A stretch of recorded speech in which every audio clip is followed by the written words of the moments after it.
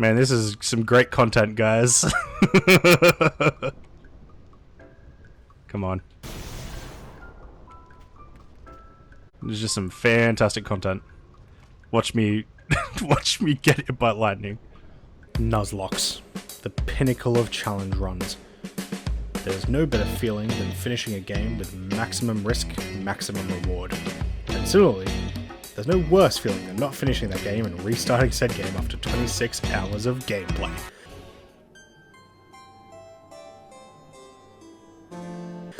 But what if you could put that feeling of pure dread and use it to ruin your favourite game? Well, that's what I'm here for today. I have very fond memories of Final Fantasy X when I was young. For the time, the game's cutscenes were groundbreaking. The storyline had an insane amount of depth, and I found myself endlessly losing to see more. But when I finally started streaming the other month, I had an idea. What if I took this awesome childhood game and made it so I would never want to play it again? Thus, the idea of a Nuzlocke came to be. Final Fantasy X is a Japanese RPG from 2001, originally released on the PS2. It has a rich story, a plethora of side quests, and similar to other Final Fantasy games, it's a turn-based combat system.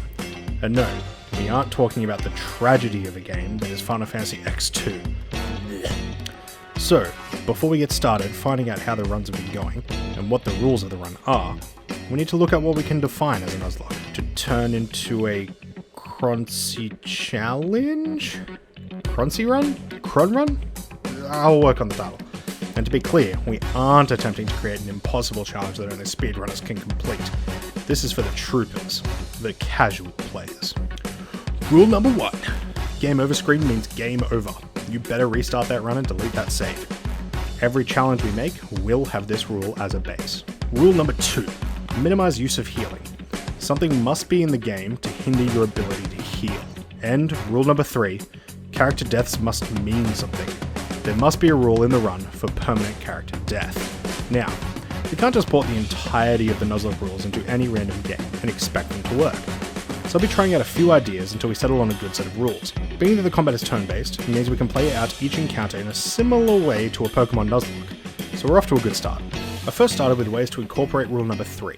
I tried to play the game without using any life spells or items to resurrect a character once they got knocked out. I quickly learned that this was near impossible, especially due to many insta-death mechanics that are in the game that are more or less unavoidable.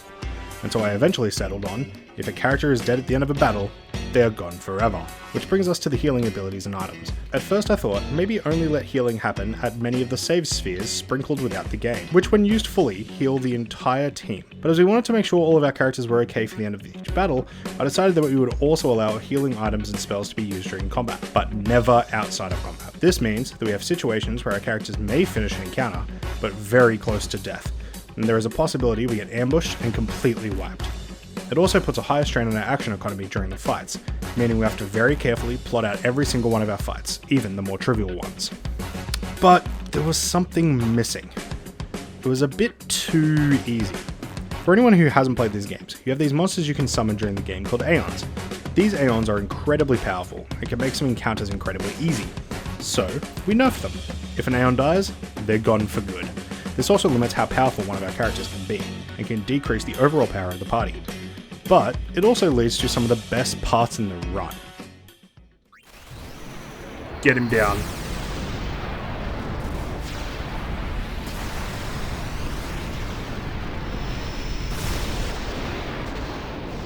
Yes! I was almost finished until I decided to add a little smaller challenge into the game. With every game we create from now on, I'll be adding an additional challenge, using a minigame or some small challenge as part of the game.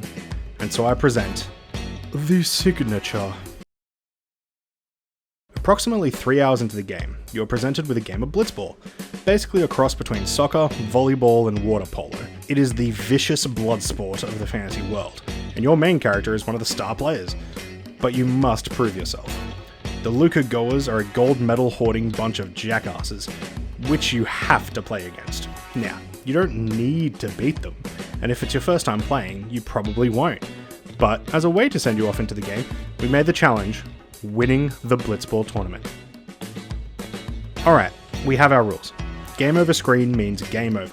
If a character is knocked out at the end of any encounter, they've gone from the run. We may only heal during combat and at save spheres. If an Aeon dies, we can't summon it again. And lastly, we must win the Blitzball tournament. So let's see where we are. The first run kicked off nicely. We made it all the way to 26 hours into the game, before succumbing to this beast of a boss. Run number 2, we made it roughly 15 hours in, before a combination of bad RNG and using some questionable abilities resulted in a wipe. Run number 3 was our worst by far. After winning the Blitzball tournament, we managed to lose 3 characters in the space of an hour, so we decided it was worth it for a restart. And so that's where we are, run number 4 as of the writing of the script. We were roughly 23 hours into the run, and are almost where we lost run number 1, but are much better prepared. So, making a challenge run similar to a Nuzlocke definitely presented some challenges, but I think we have come up with a fun and exciting run, which begs the question, what's next? Post some games that you would like to see a challenge run in the comments below, and make sure to hit like and subscribe. Also, want to see how the runs are going? Catch me over at twitch.tv/Croncy every Monday, Wednesday, Thursday, and Sunday night. Come and bug me, and do some backseat gaming, but for now, go out, play some Final Fantasy X, and let me know how far you get with the Everything Can Be a Nuzlocke challenge. There was something I didn't tell anyone else that day. That song we heard there in the temple. That song we heard there in the temple, you know this song? It was proof that Spira and Xanarkin were connected. Somehow. At least to me it was. Maybe that's why... This isn't sad, right?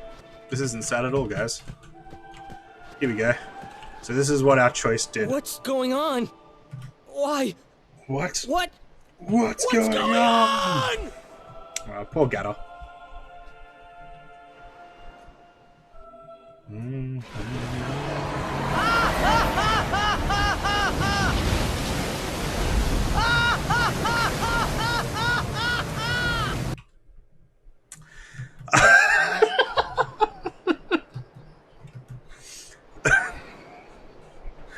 Thank you for the follow, like a J40.